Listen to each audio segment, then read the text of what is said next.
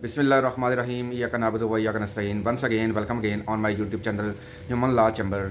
अगर आपने मेरा चैनल अभी तक सब्सक्राइब नहीं किया तो काइंडली इसको लाजमी सब्सक्राइब कीजिएगा ताकि आप तक मेरी वीडियोस जो हैं वो पहुंच सकें और नई नई वीडियो नए नए टॉपिक कवानीन के हवाले से, जॉब्स के हवाले से जो एड्स आते हैं वो आप तक पहुँच सकें। अगर आप कानून के तालिब इल्म हैं तो मेरी वीडियोस आपके लिए बहुत हेल्पफुल होंगी, क्योंकि मैंने बिल्कुल आसान अल्फाज के अंदर मैं अपनी वीडियोस बनाता हूं ताकि आपको किताबों से जो समझ नहीं आ रही, कुछ ऐसे पॉइंट्स होते हैं जो हमें अपनी बुक से समझ नहीं आते, लेकिन जब हम प्रैक्टिकल लाइफ में आते हैं तो हमें उन अल्फाज की, उन टर्म्स की, उन कवानीन के पॉइंट्स की या सेक्शन की समझ आती है। अदरवाइज़ हमें उनके ऊपर थोड़ी सी मेहनत करनी पड़ती है। तो अगर आप इस चैनल पर नए हैं तो इसको लाजमी सब्सक्राइब कर लें ताकि आपको हमारी वीडियोज़ के ज़रिए आपके लेक्चर्स में, आपकी टर्म्स में आसानी हो सके।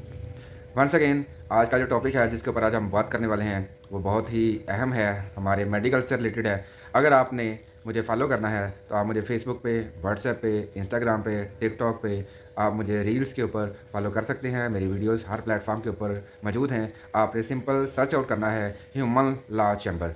आपको मैं स्क्रीन पे अपना व्हाट्सअप नंबर भी शेयर कर दूंगा। अगर आपको कोई भी क्वेरी हो, कवानीन की हेल्प चाहिए, आपको कोई लीगल मैटर इशू है तो आप उसमें भी हमारी रहनुमाई हासिल कर सकते हैं। तो जनाबे वाला, आज की वीडियो का जो टॉपिक है वो बिल्कुल एक ऐसा टॉपिक है जिसके बारे में हम इतना इल्म नहीं भी रखते, लेकिन उसके बारे में हमें पता होना चाहिए। वो है जी हमारा पंजाब फोरेंसिक साइंस एजेंसी के हवाले से। जी जनाब वाला, पंजाब साइंस फोरेंसिक एजेंसी जो है वो एक ऐसा पाकिस्तान के अंदर इदारा है जिसमें हमें बहुत सारी मालूमात मिल जाएंगी यूट्यूब के ऊपर, मुख्तलिफ़ प्लेटफॉर्म के ऊपर। लेकिन आज की इस वीडियो के अंदर हम जिस मौजू के ऊपर बात करने वाले हैं वो है जी कि अगर कोई शख्स फ़ौत हो जाता है, उसकी डेथ हो जाती है और उस फौतगी के पीछे कोई भी रीज़न हो सकती है, यानी कि उसकी एक्सपायरी, उसकी डेथ के पीछे कोई भी रीज़न हो सकती है और हम उसको हॉस्पिटलाइज़ करते हैं। वो डेथ रीज़न एक्सीडेंट भी हो सकता है, सुसाइड भी हो सकता है, किसी लड़ाई झगड़े में मर्डर भी हो सकता है, या इंसिडेंट कोई भी हो सकता है और उस शख्स की उसमें मौत हो जाती है।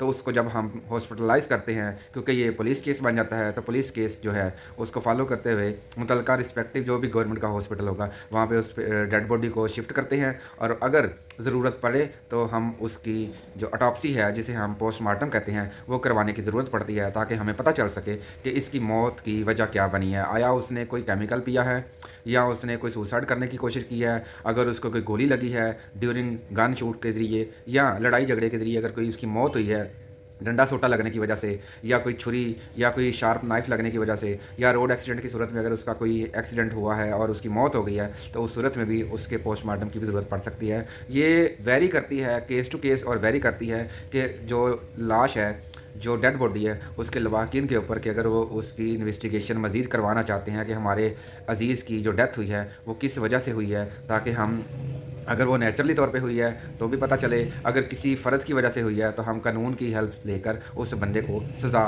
दिलवा सके रिस्पेक्टिव कोर्ट से। तो जी जनाब, किसी भी हॉस्पिटल में, गवर्नमेंट के सरकारी हॉस्पिटल के अंदर एक डेड हाउस होता है जहाँ पर हमने अक्सर देखा है कि पोस्टमार्टम की ज़रूरत पड़ती है। तो पोस्टमार्टम करवाने से पहले उनकी डॉक्यूमेंटेशन जो है वो कौन कौन सी रिक्वायर्ड होती हैं उसकी एक प्रॉपर लिस्ट है। सबसे पहले आता है जी पुलिस डॉकेट, कि जो एफआईआर हुई है उसमें लिखा जाएगा कि इसका हमने पोस्टमार्टम क्यों करवाना है, बिहाइंड रीजंस क्या हो सकती हैं। उसके बाद है जी एप्लीकेशन फॉर्म ऑफ डॉकेट है। उसके बाद एप्लीकेशन फॉर पोस्टमार्टम, कि आप एप्लीकेशन लिख के देंगे कि हमारे डेड बॉडी की जो पोस्टमार्टम है या ऑटोप्सी है वो अमल में लाई जाए। उसके बाद है जी एफआईआर, ये एक मेन पॉइंट है, जब तक एफआईआर नहीं होगी तब तक ऑटोप्सी या पोस्टमार्टम जो है वो स्टार्ट नहीं होगा। उसके बाद है जी फॉर्म बी।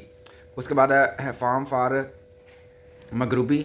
और उसके बाद है जी डेथ सर्टिफिकेट। डेथ सर्टिफिकेट आपने रिस्पेक्टिव हॉस्पिटल से लेना है, जो कि सीएमओ, जो कैजुअल्टी मेडिकल ऑफिसर होता है, वो इसको जारी करता है। उसके बाद है जी ऑपरेशन के नोट्स डालने होते हैं। उसके बाद एमएलसी रिपोर्ट बनती है। उसके बाद आपने न्यूज़पेपर के अंदर ऐड देना होता है ताकि कोई थर्ड पार्टी या थर्ड पर्सन कोई इतराज़ जो है वो ना उठा सके और आपके पास भी कानूनी हैसियत के मुताबिक आपके पास रिकॉर्ड हो कि आपने पब्लिक न्यूज़पेपर के अंदर इसकी जो खबर है वो शाया की थी ताकि कोई इसके ऊपर इतराज़ ना उठा सके। उसके बाद है जी लास्ट पे पासपोर्ट साइज़ उस बंदे की पिक्चर होनी चाहिए, ताकि अगर इन केस कोई उसकी शक्ल इस तरह की बिगड़ चुकी है जिसमें हमें ऑटोप्सी करवानी है या पोस्टमार्टम करवाना है तो उसकी शक्ल, उसकी ओरिजिनल तस्वीर जिस हालत में वो बिल्कुल सही सलामत था वो लाजमी अटैच करनी होती है।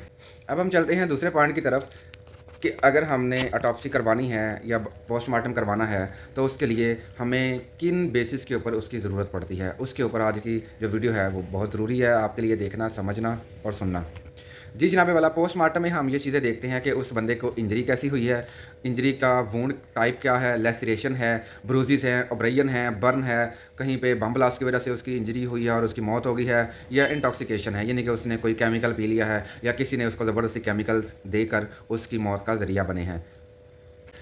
अगर हम सैंपल कलेक्शन की बात करें तो ऑटोप्सी के दौरान हमें कौन से सैंपल जो हैं वो कलेक्ट करने पड़ते हैं, जो हमने पंजाब फोरेंसिक साइंस एजेंसी में जमा करवाने होते हैं। उसके लिए जी है जी, ब्लड सैंपल्स हैं, यूरिन सैंपल हैं, गैस्ट्रिक लेविज हैं, swab in case of sexual assault, अगर किसी बच्चे या किसी भी फ़र्द के साथ सेक्सुअल असाल्ट हुआ है और उसके बकल स्वैब लेने होते हैं, या सोडोमी का केस है तो उस सूरत में भी ये जो स्वैब हैं लिए जाते हैं। इसी तरह गन शूट पाउडर है, अगर कहीं पे फायरिंग हुई है, गोली चली है और उस सूरत में वहाँ पर जो गोली चलाने के दौरान गोली का जो खोल होता है वो जो कलेक्ट करना होता है। गन शूट पाउडर, अगर एक फ़र्द जो है वो अपने हाथ से पिस्टल से फायर करता है तो उसके हाथ के ऊपर कुछ ना कुछ उस पाउडर के ज़रात मौजूद होते हैं, जो कि हमने सैंपल की फॉर्म में कलेक्ट करके पंजाब फोरेंसिक साइंस एजेंसी में जमा करवाने होते हैं। अगर हम बात करें कि इसके अंदर कौन कौन से डिपार्टमेंट्स की हम हेल्प ले सकते हैं ड्यूरिंग ऑटोप्सी या पोस्टमार्टम, तो वो हमारे पास हॉस्पिटल के अंदर डिफरेंट डिपार्टमेंट्स हैं।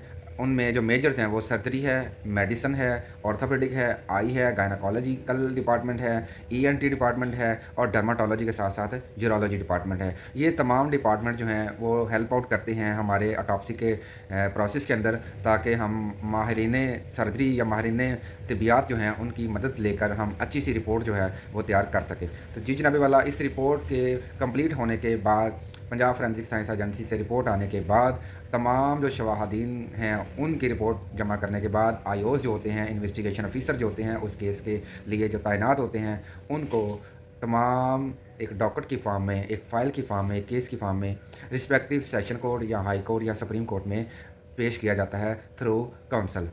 तो जनाबे वाला, उम्मीद करता हूँ आज की वीडियो आपके लिए बड़ी हेल्पफुल रही होगी, क्योंकि आज का जो टॉपिक था वो एक ऑटोप्सी के बारे में था, फोरेंसिक साइंस एजेंसी का क्या किरदार होता है, हमें पोस्टमार्टम क्यों करवाना पड़ता है, उसके पीछे रीज़न्स क्या होती हैं, उसमें हम कौन कौन से सैंपल कलेक्ट करते हैं, किन डिपार्टमेंट्स की हेल्प ले सकते हैं, और इसके अलावा उसमें कौन कौन सी इंजरीज जो हैं वो चेक की जाती हैं।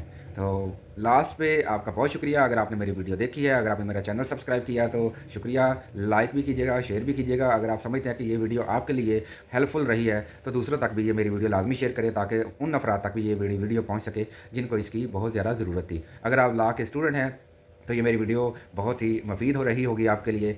Once again, thank you for Human law chamber.